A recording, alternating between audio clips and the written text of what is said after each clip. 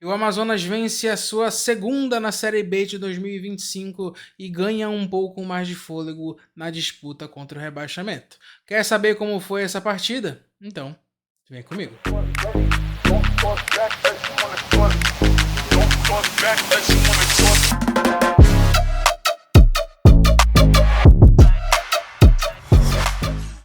E antes da gente iniciar esse vídeo, não esqueça de curtir esse vídeo, se inscrever no nosso canal e compartilhar com os seus amigos, porque com isso o YouTube entende que esse vídeo é relevante e envia para mais e mais pessoas.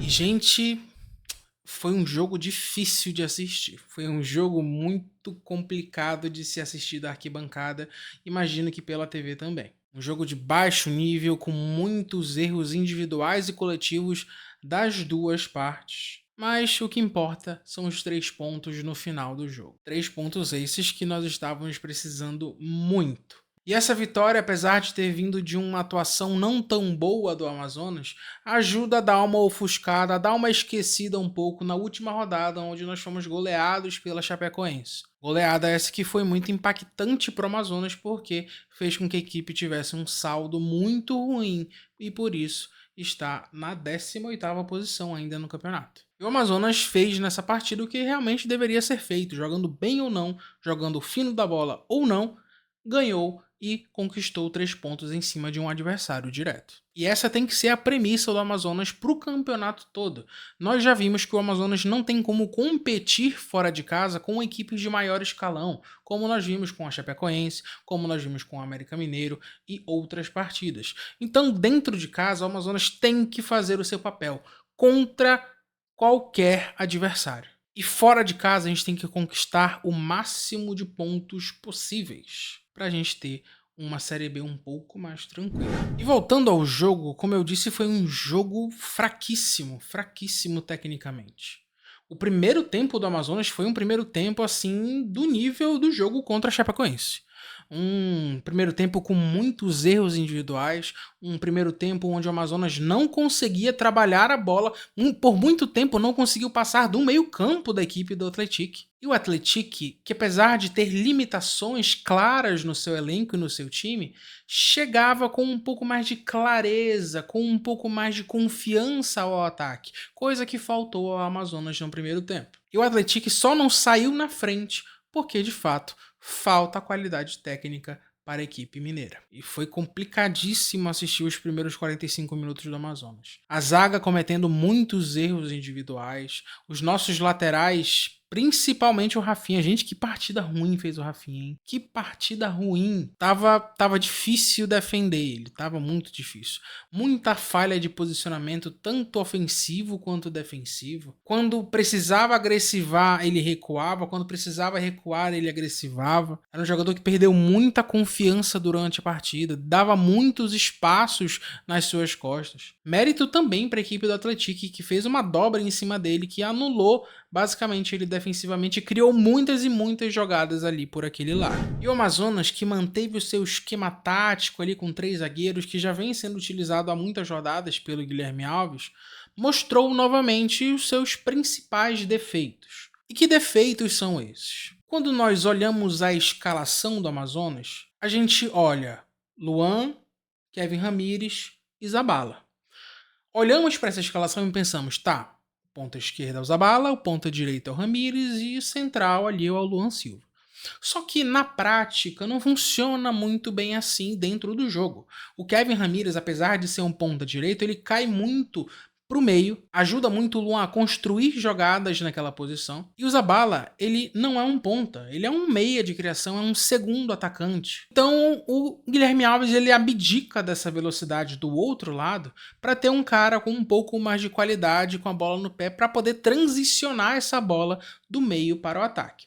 Até aí, tudo bem, tranquilo. Afinal, ele utiliza de 2 alas abertos, com bastante amplitude. Jogadores esses que deveriam ser o ponto alto de ofensividade pelas laterais, mas que não correspondem até o momento. E esse é o primeiro problema do esquema tático do Guilherme Alves. E o segundo problema é essa dependência extrema que a gente tem do Kevin Ramires no ataque. É um jogador que, como eu já falei, é um jogador que se doa muito, que entrega muito para a equipe. E é o único jogador naquela posição que consegue puxar um contra-ataque, que consegue brigar na velocidade com os laterais, com os zagueiros, e acaba sendo sobrecarregado por esse sistema tático do Guilherme Alves. Então, quando o Zabala não está num bom dia técnico, vamos dizer assim, a equipe perde muito. A equipe deixa de ser criativa, a equipe deixa de conseguir ligar esses contra-ataques com mais qualidade, perde muita velocidade. E isso para uma equipe de Série B é algo muito grave. Mas quando o Zabala consegue ter um domínio de jogo, um domínio sobre as ações da partida com um pouco mais de qualidade, como ele teve em alguns momentos, a equipe do Amazonas consegue criar algo, consegue sair da mesmice e consegue criar oportunidades que não são criadas quando ele não está bem na partida.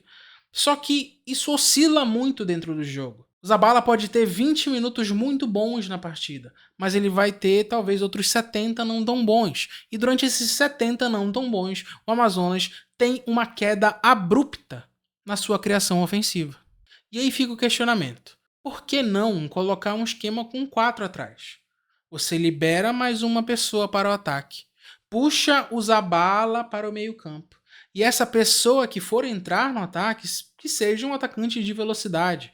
Porque aí o Amazonas consegue equilibrar esse trabalho ofensivo que falta tanto nesse momento. E como eu falei, foi um primeiro tempo muito ruim. Nem tenho tanta coisa a falar sobre ele.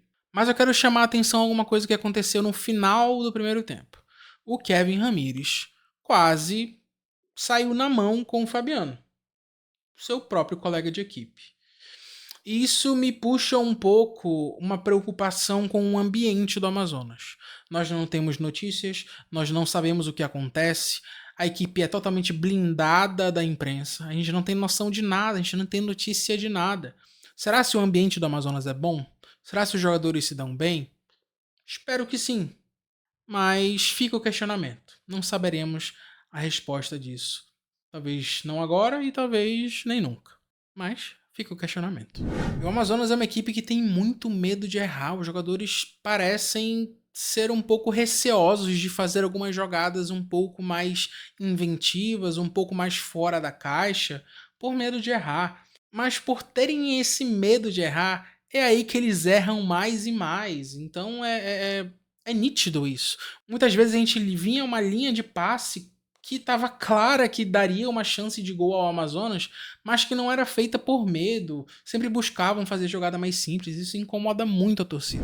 E o jogo mudou muito quando o Joaquim Torres entrou no lugar do Kevin Ramires, que não fez uma boa partida no geral. O jogador argentino incendiou o lado direito, ganhava basicamente todas as jogadas individuais por ali. Fez um salseiro na defesa da equipe do Atlético e teve participação no gol do Amazonas, marcado por Luan Silva, aos 17 minutos do segundo tempo. Luan Silva é esse que sempre bem posicionado, tá ali para fazer o que ele é pago para ser feito, que é gol, e isso ele faz muito bem. E o Amazonas, mesmo com um gol feito, não brilhou na partida. Foi uma equipe que dependeu muito de individualidades, porque o seu coletivo, o seu sistema como equipe não funcionou durante toda a partida, basicamente. E o Atlético até tentou, até teve algumas finalizações no segundo tempo, mas não tinha qualidade para sair daquilo. Foi uma equipe que eu acho que se tivesse mais uns 30 minutos de jogo, eu acho que não faria o gol. Então, assim, foi um resultado para aplaudir, um resultado para aplaudir de pé? Não foi. Mas foi um resultado para se comemorar, porque são 3 pontos que ajudarão muito o Amazonas até o final do campeonato. Mas é uma atuação que preocupa um pouco para a sequência da Série B. E para mim, os destaques da partida são o Nilson Castrilhon, que apesar de ter feito um início de primeiro tempo bem ruim, bem estranho, conseguiu consertar isso e foi muito sólido no segundo tempo, ali na sua posição. Como eu falei também, Joaquim Torres fez uma partida excelente, foi muito incisivo, ganhava basicamente todas as jogadas individuais, todos os 1x1, e é um jogador que vai ser muito bem utilizado, eu espero, para a sequência da temporada. E outra pessoa, obviamente, que merece todo o destaque possível é o Luan, porque tá ali na hora certa, tá no momento correto, na posição certa para fazer aquilo que ele melhor faz, que é o gol. E assim, mais um recado que eu quero deixar para a torcida. Tenham cuidado quando vocês abraçam muito rapidamente um jogador, porque eu percebo que vocês abandonam muito facilmente também. O Kevin Ramires, que chegando basicamente no Amazonas, chegou muito bem, participou das primeiras partidas dele com a camisa da Onça Pintada com muita qualidade, com muita entrega, já tem muitos haters, já tem muita gente cornetando e xingando um dos jogadores mais ativos, um dos jogadores que mais se entregam pelo Amazonas. E eu imagino que o Joaquim Torres também vai ter momentos de inconstância. Com certeza terá. E será que a torcida vai aceitar uma partida, 2 partidas ruins dele? É algo que a gente precisa treinar em nós mesmos, porque não é justo um jogador ser endeusado em uma partida e depois de uma partida ruim não servir para mais nada. Isso mais atrapalha do que ajuda a nossa equipe. Mas me diz aí embaixo se você concorda comigo, se você tem algo a acrescentar, se você discorda, se você concorda, e eu estarei aqui para responder você com o maior carinho do mundo. E a próxima partida do Amazonas será no próximo domingo contra a equipe do Criciúma fora de casa.